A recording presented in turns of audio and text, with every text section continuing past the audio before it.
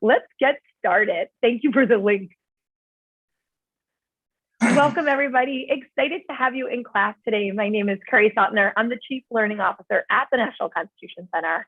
I'm excited to be your host in class today. Today, we're going to talk all about the civil rights movement. We're going to look closely at the Warren Court and some landmark civil rights laws. So we'll be focusing on the people of the civil rights movement, on what is the civil rights movement, the Warren Court, and Congress at the time. And to do all this, I am with Tom Donnelly, one of our top scholars at the National Constitution Center. Tom, you think we're going to do it? You think we're going to get through everything today? Absolutely. Very excited. Very excited. Okay. So some framing questions, and we have a lot to get through, Tom. And there's a million framing questions and a million more that our students, we encourage you to ask in the chat as we go through. Let's kind of lay down some big ideas. What is the civil rights movement? When we're talking about civil rights, we can look at all of American history, but how do we really analyze and focus on the civil rights movement of the 50s and the 60s? And then what are some of the core constitutional arguments around the civil rights movement? How did the Warren Court play into this? And what are some of the legacies that we see today and are questioning today as well? So a lot to get through. Do you want to kick us off with a big idea, and then we'll dive into meeting some of the players? Absolutely. I mean, the big idea here is that with the Declaration of Independence, with the Constitution, with the Reconstruction Amendments passed after the Civil War, we, in our nation's creed, bring together key principles like freedom and equality. Unfortunately, for far too many years, we didn't realize that promise, especially for the African-American community, and it would take the advocacy of generations upon generations upon generations of civil rights advocates to make sure that we as a nation begin to live up to our founding creed. Awesome. I think it's a great kind of summary concept. And then it also just tees us up to say, okay, let's dive in. Who are some of these amazing groups of people that made significant change for us today and maybe didn't even see a lot of this change in their lifetime? So do you want to dive into the groups and some of the people first? So we'll start with the NAACP. Absolutely. And what's great about this walking tour, Curry, is one, it gives gives us a sense of a lot of the different players. It also gives us a sense that there's a lot of different organizations founded at different times for different purposes. And also, although we often really focus on the civil rights movement of the 50s and 60s, as we should and as we will today, we also see that this push for civil rights, it extended decades upon decades and even centuries back. So you begin to get this by looking at these various groups. But beginning with the NAACP, it's in many ways the oldest of this wave of civil rights organizations, founded in 1909. Its charter gives us its mission to promote equality of rights and eradicate caste or racial prejudice among citizens of the United States. So we see the NAACP pushing for the right to vote, equal access to the courts, equal education, equal employment. And I love that last little clause there, complete equality before the law. It's a bold vision. And if we're looking at the big players here for the NAACP, a few big figures come to mind. One is Ida B. Wells, who you see in the bottom left corner there. She was a trailblazing and courageous journalist and activist. She did this amazing work in the late 1890s into the 1900s, studying white violence against African Americans in the South. She's an extraordinary figure. We also see in this period from the NAACP, W.E.B. Du Bois, who would be also, sort of this incredible African-American intellectual, the first African-American to get a PhD at Harvard. He wrote a landmark book called Black Reconstruction, which is about the history of Reconstruction, placing African-Americans at the very center of the story. And he's an important advocate for civil rights throughout his lifetime. Also with the NAACP, we see Mary White Ovington. She was a journalist and a suffragist. And we see Moorfield Story, who was a lawyer from Boston and founding president of the NAACP. And he served in that capacity from 1909 to 1929. So that's the NAACP. And again, I love this idea that the civil rights are something that people have been fighting for the entire history of our country. But then there's organizations that come together to kind of say, how do we take this, put into the world what our goals and our visions are, and make change together and gather together. And that, knowing now that there's a new Barbie doll that's Ida B. Wells, I absolutely love that share in the chat. And the Reconstruction book from W. Du Bois is one of the best pieces to kind of teach you about Reconstruction. So many great people to dive into and to keep moving forward with and reading more about. Now, another group is the Southern Christian Leadership Conference. A little bit of a mouthful, but they've got some major players in this one as well. Absolutely. Formed in 1957, its central tenet is nonviolence, and it's focused especially at the national level more so than at the grassroots. And if we look at the key actors associated with this organization, they're massively important figures. I mean, we have Dr. King, in many ways, the biggest figure, the person we focus on most often when it comes to the civil rights movement, but also some other amazing figures as part of the organization. We have Ella Baker, who had this extraordinary 5-decade-long career in the civil rights movement. She was largely a behind-the-scenes organizer, but she kept pushing and pushing and pushing her colleagues for two big things. One is to make sure that the civil rights movement focused on the grassroots, not just at the top level, not just at the national level, but also making sure that the civil rights movement also had important women voices in leadership, that it wasn't just a bunch of men leading the movement, that the civil rights movement would look more like a Black church with powerful voices coming from both men and women. As we expand out to the other people in the Southern Christian Leadership Conference, there's Ralph Abernathy, who was an important Baptist minister, a close friend to Dr. King, worked with Dr. King on the Montgomery bus boycott. And he also became the president of the organization after Dr. King's tragic assassination. There's Fred Shuttlesworth, who was a minister in Birmingham and also an ally of Dr. King. And then there's Bayard Rustin, who was he was a trailblazer in nonviolent direct action, in many ways like the intellectual and the teacher behind that part of the movement, taught Dr. King those key principles. But he also, practically speaking, helped organize the Freedom Rides and the March on Washington. I think when I first learned about Bayard Rustin, this was an area where you don't realize like how many other players and how powerful they are. And the ideas that you have associated with the civil rights movement are coming from these people. My favorite Bayard Rustin quote is the Kennedy administration told the civil rights movement to cool down. And his line back was, "We cool down anymore, we're frozen, we're moving forward." And it was so decisive and so clear, and brilliant writer as well. As we kind of dive into these people and look at these ideas, I love the idea to think about the civil rights movement as action from the grassroots up, action across the country nationally.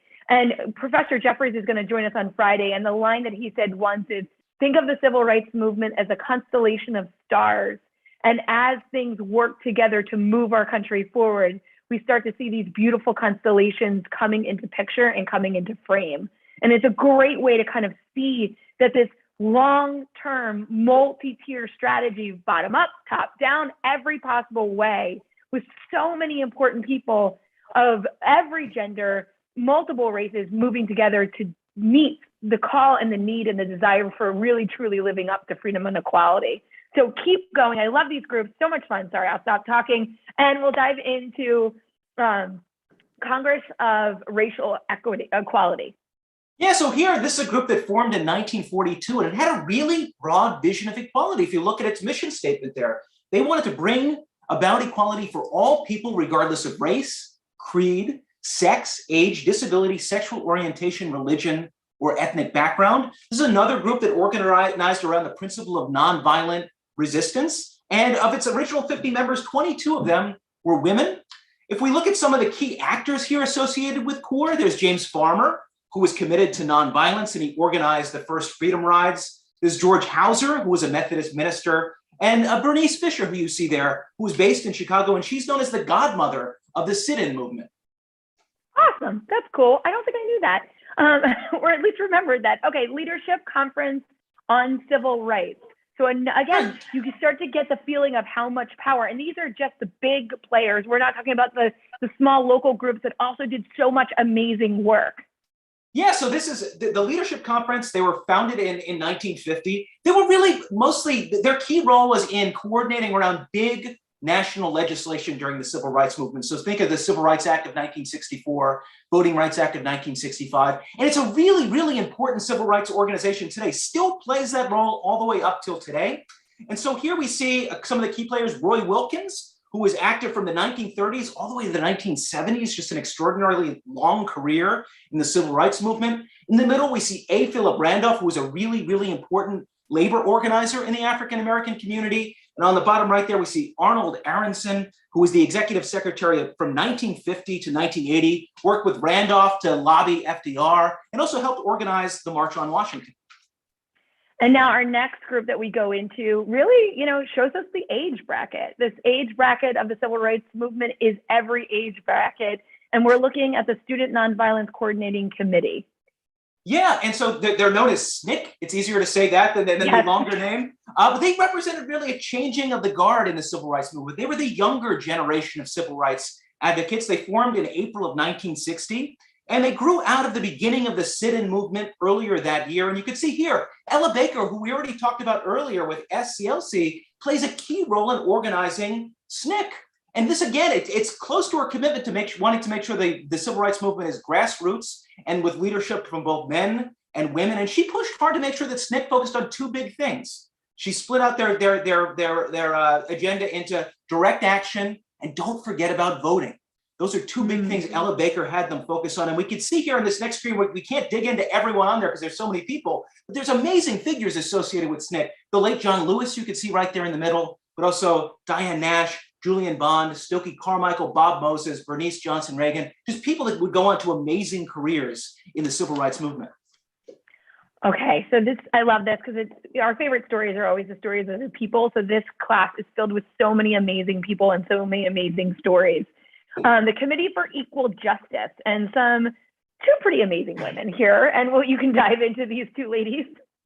Yeah, sure. So it's founded in 1944 by Rosa Parks and Reese Taylor. And it really wanted to focus on equality, especially for African-American women. And so Rosa Parks on the left there, very famous figure. She was already the secretary of the Montgomery chapter of the NAACP by then, a position she'd hold for 14 years. Reese Taylor, she grew up in the Jim Crow South in Alabama and really believed deeply in needing to push for equality. And both of them formed the committee to focus in part to bringing greater attention to violence against African-American women.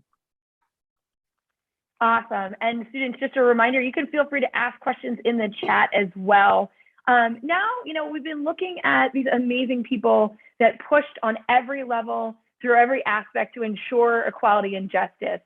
And they're pushing our other Americans, they're pushing the law, they're pushing Congress to write the law, but they're also pushing the court. So I think it's really important to kind of dive into the Warren Court and what is the Warren Court? Why do they call it the Warren Court? We'll talk about Earl Warren as well, but how does that really play a huge piece in the change of the civil rights movement of the 50s and 60s?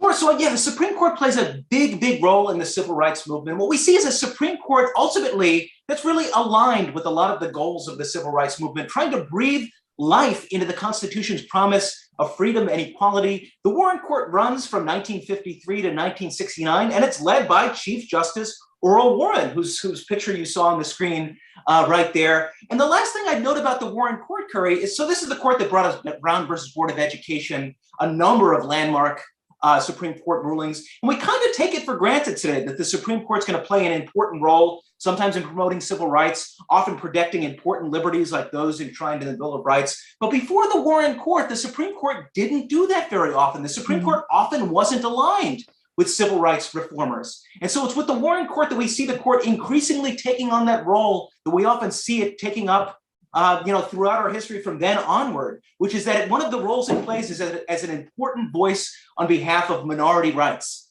The unpopular groups like African Americans at the time that weren't going to get a fair shake in the political process, but that had major claims to protections under our Constitution.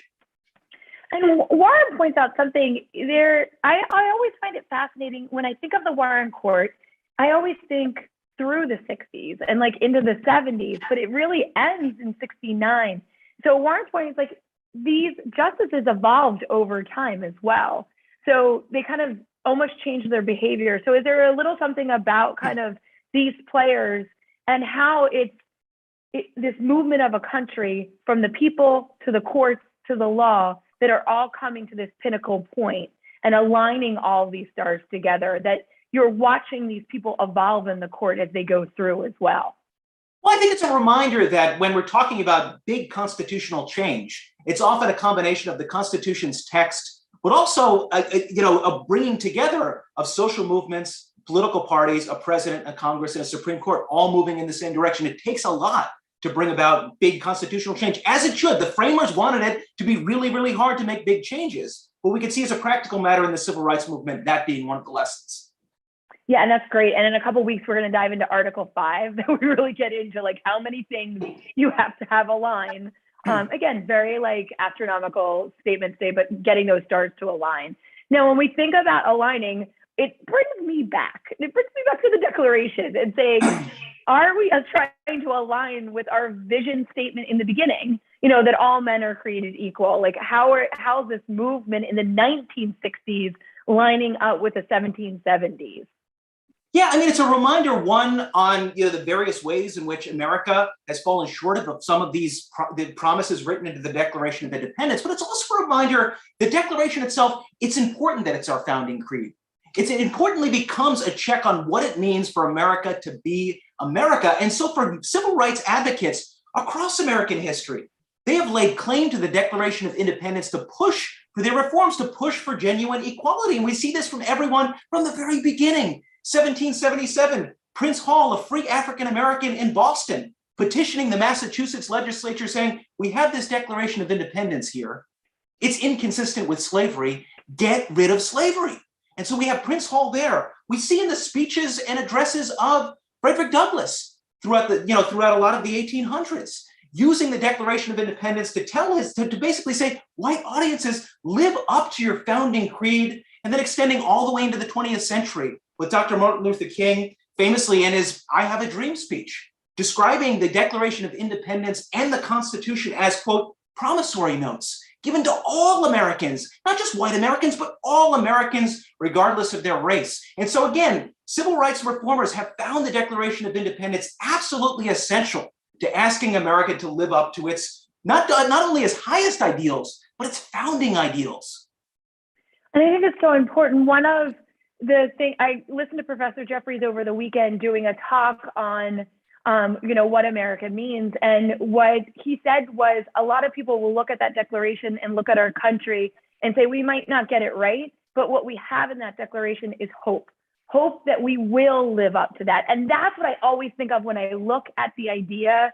It's connected. That hope of what's in the Declaration is connected to the first three words of that Constitution. It takes us to make that hope a reality. It takes we the people. So moving from the Declaration to the Constitution, and not everybody has the power in the Constitution over our history to take that, but everybody has done different things even without power to make change. So as we look at the Constitution and we begin with those three words and roll into the Reconstruction Amendments, how do we begin to utilize the Constitution to live up to that hope and promise we have in the Declaration? Yeah, it's like, as with the Declaration, reformers also point to the Constitution itself, saying this is our nation's highest law. One, the inspiring words, as you said, Curry, of the preamble, this idea of popular sovereignty ruled by we the people. But we also see civil rights advocates point to the Reconstruction Amendments themselves, which the 13th Amendment abolished slavery, the 14th Amendment promoted freedom and equality, the 15th Amendment promised to ban racial discrimination in voting. And what they're able to do, especially as we get into the 20th century, is that civil rights advocates, they can look at Jim Crow segregation, they can look at laws that discriminate against African Americans and say, no, this is not what America is about. This is not consistent with our founding creed. It's not consistent with our founding document.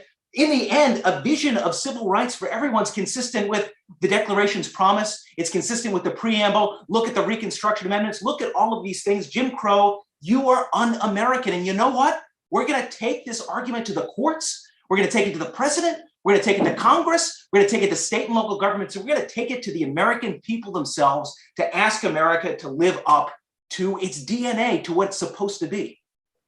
Yeah, and John just pointed out in a speech, it also says, all we say is to America is to be true to what you said on paper. And I love that so much, Tom. Live up to your DNA. It's in there. Just make sure you live up to it. So, but you also point out it takes all of this work, going to the people, going to the courts, going to the law over and over again. It's not one and done. It's hundreds of years of doing this to get that to work. So as we think about where are the powers to make this change, not always, as Uriel points out in the chat, not always used. And sometimes the courts squash it, literally, like, freeze it or move it backwards. But where is the power in the Constitution, in the Reconstruction Amendments, in the powers of Congress, and in the following amendments that gives the government the power to make this change when called upon? Yeah, I mean, mostly the civil rights community is drawing on both the powers of Congress to regulate interstate commerce, that being a broad power, especially after the New Deal. And then the Reconstruction Amendments, the 13th, 14th, and 15th, give Congress power to enforce those provisions. So it allows civil rights advocates to go to both courts and to Congress to say, we need you to protect the freedom and equality of all Americans, including African Americans. Awesome. So we kind of like looked through all these pieces. We have about 9 minutes left. So do you want to jump into Plessy and move towards Brown? Where would you like to go to next, since we're on 9? Yeah, no problem. Let's go to Brown. I think for the rest of our time, let's go through two sets of stories. One being Brown versus Board of Education. The other talking about a lot of the civil rights movement's advocacy outside of the courts. So beginning with Brown versus Board of Education, in many ways, this is the most famous decision ever issued by the Supreme Court. It was a ruling in 1954 written by Chief Justice Earl Warren. And this landmark decision, it struck at the heart of Jim Crow South. It declared segregated schools that separated African American and white students unconstitutional. So this landmark ruling, though, it didn't come out of nowhere. In part, it was a response to an old Supreme Court decision. So back in 1896, the Supreme Court, in the infamous case of Plessy v. Ferguson, said that Jim Crow segregation was constitutional. So this case gave us the doctrine of so-called separate but equal, the idea that as long as it's okay to separate white Americans from African Americans, as long as the facilities are equal. Of course, they were never equal, but nevertheless, that's the doctrine that we get from that case. And what we see is, as we get into the 20th century, and especially the late 1930s onward, is we see the NAACP's lawyers begin to come up with a long-range strategy for how are we going to get rid of Plessy v. Ferguson, and how are we going to get rid of segregated schools.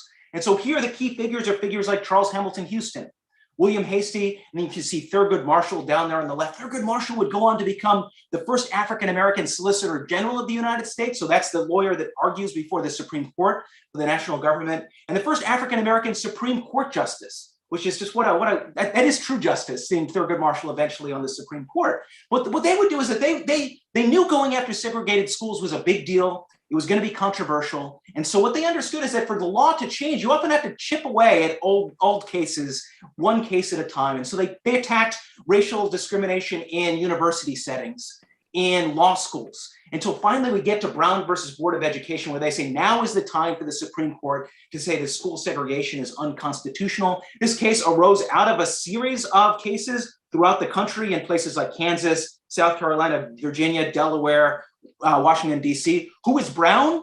It's Linda Brown, a third grader from Topeka, Kansas. And in the end, what the Supreme Court said, they said, one, Plessy versus Ferguson, it was wrong the day it was decided. Two, these African-American students and their parents are absolutely right.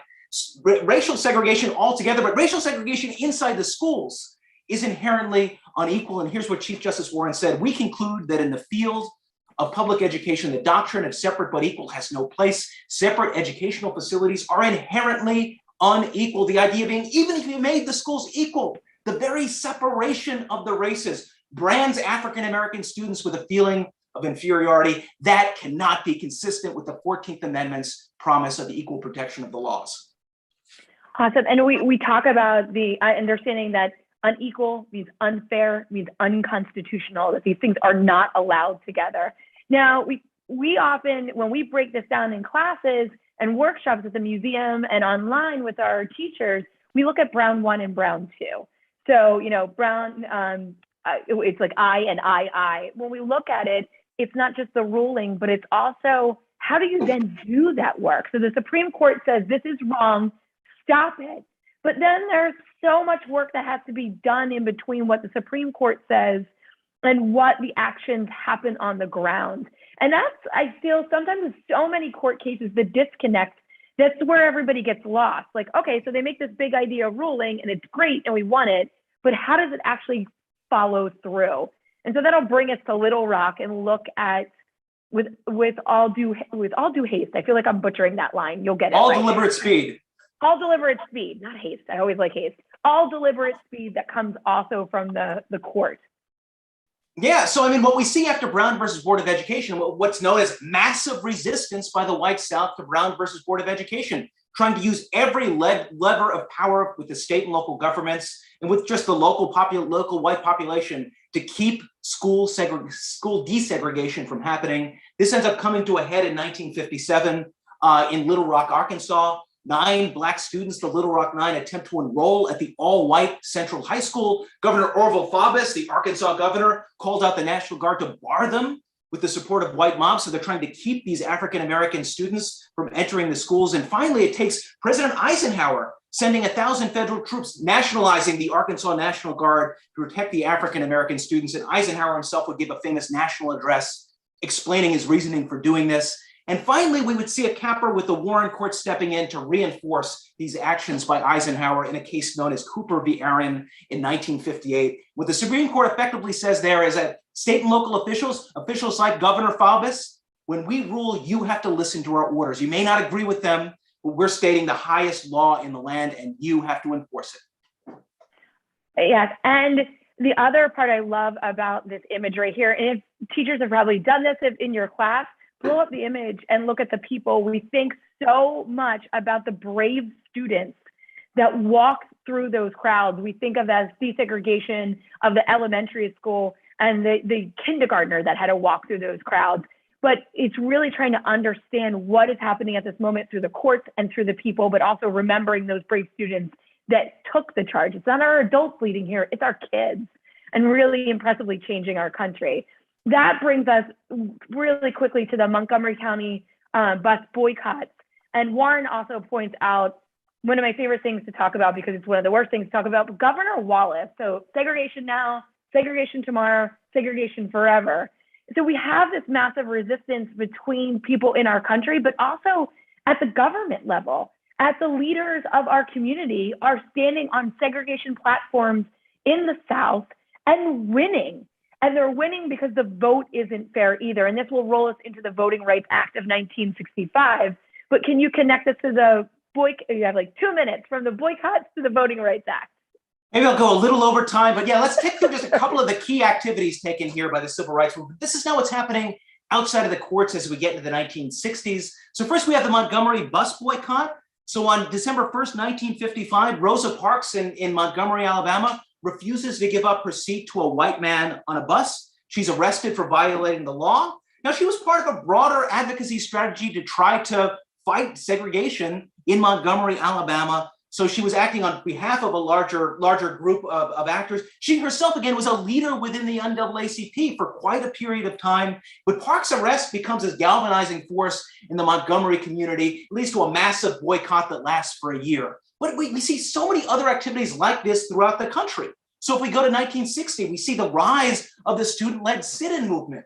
And so here it begins in Greensboro, North Carolina. But as part of the sit-in, student activists, they'd enter a segregated place like you see here, a grocery counter. They'd sit in the whites-only area, and then they would, of course, they'd be jeered. They'd be crowded by white mobs. They'd threaten them. They'd harass them. They'd even physically assault them. But this, again, is a key part of this idea of nonviolent direct action that we see in the civil rights movement. What we're going to do is we are going to challenge these laws. We're going to stand up to them, but we are going to be nonviolent to show the unjustness of Jim Crow by how it requires violence to keep it in place. So we see that as well, the student-led that movement. We also see, though, this amazing story of the Freedom Rides. So in 1961, the Congress for Racial Equality, it sponsors what's known as the Freedom Rides. It's part of a broader effort to desegregate buses in interstate travel. And so these are white and African-American civil rights advocates getting on buses and going down south. And what they want to do is they want to ensure that southern states continue to desegregate the buses, as the Supreme Court said that they had to. And they're going down south absolutely knowing that they're going to be the victims of unspeakable violence. And that's exactly what happened. The first riders, they're met with violence in Alabama, but this violence caught on camera, beamed into the television sets across America, where we see white mobs attacking these buses of civil rights advocates, begins to shift public opinion, importantly, in favor of the civil rights community. So what I think is so interesting about the filming of these buses and these freedom rides, it wasn't actually the news at first. So the freedom riders themselves would bring cameramen with them that they were supported from the Kennedy administration, but others that would film the incident. It wasn't, some of the times that the news crews were there was a fluke, but they were capturing these moments and sharing them back. What you'll notice as you analyze these images over and over again, you'll see very few signs. So you see them here in this picture, but they're not typical, because if there were no camera and no media, there wasn't a lot of need to have a sign. And so you'll notice this and wonder why. And that's because the media wasn't paying attention to it at first. But then as this movement grew, as they were showing their own filming, they had to take their own film to give to the media to tell their own story. Unbelievable work that went into this. Keep going, Tom.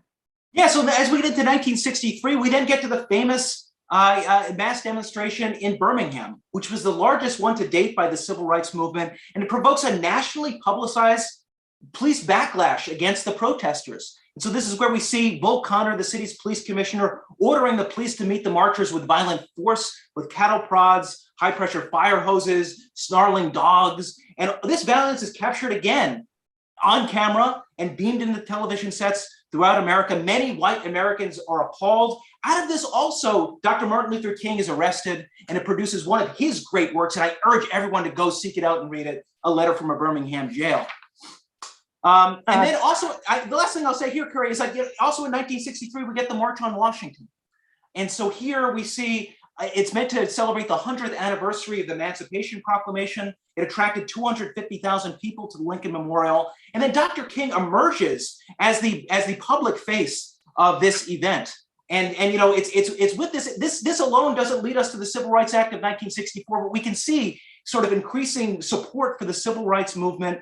But eventually we see additional violence. Part of that violence is the assassination of President Kennedy on November 22nd, 1963. But upon becoming president, LBJ really promises to pass landmark civil rights legislation. And so you could see now finally the presidency, the Congress, and the civil rights community acting in concert to pass one of the great acts in all of American history, the Civil Rights Act of 1964, which attacks racial discrimination in a variety of settings: work, schools, public settings like restaurants and hotels. What Congress is doing here is it's drawing on its power to regulate interstate commerce. But this could also be understood as realizing the promise of the 13th, 14th, and 15th Amendments, their commitment to freedom and equality. And the Supreme Court would uphold the Civil Rights Act of 1964 in two landmark cases: Heart of Atlanta Motel versus United States and Katzenbach versus McClung. But the civil rights movement also cared about voting rights, and we'll end on that, Curry, because here we also see with this push a culmination in the Voting Rights Act of 1965, beginning first though with the famous and infamous and tragic Bloody Sunday. We see within the civil rights community a belief that we need another great demonstration to try to really push a big voting rights bill to the finish line. And so civil rights leaders organize a march from Selma, Alabama to the state capitol in Montgomery, Alabama. As soon as the 600 marchers left Selma, crossed the Edmund Pettus Bridge, they were greeted by state troopers. They were assaulted by tear gas, by clubs. The late John Lewis would bear the scar of that day on his head for the rest of his life. Once again, the scene is caught on cameras, and what we see, it becomes known as Bloody Sunday, but it ends up culminating in the Voting Rights Act of 1965, the strongest piece of voting rights legislation ever passed by Congress to that point. It attacked Jim Crow laws that kept African Americans from being able to go to the ballot box. It also had an important provision in it that said that if your state has a really bad record on voting rights, you have to come to the national government before you change your voting rights laws. And so we see that this is really strong constitutional medicine, giving the national government a much bigger role in voting in America. At the same time, it was a monumental success. And so we would see an explosion of voter registration by African Americans in that first decade, from 20% in 1960 to 62% by 1971. And at the same time, African American elected officials quadrupled from 1,400 in 1970 to 4,900 in 1980, and doubling again in the early 1990s. This is all to say that these activities of the civil rights movement end up leading to concrete action in the courts, in Congress, But of course, these battles over freedom and inequality continue from 1965 onward, all the way up through to today. And that, I think, is such a valid point, is that we still want to have these conversations about voting rights. We have a class coming up in a few weeks on voting rights and looking at these things.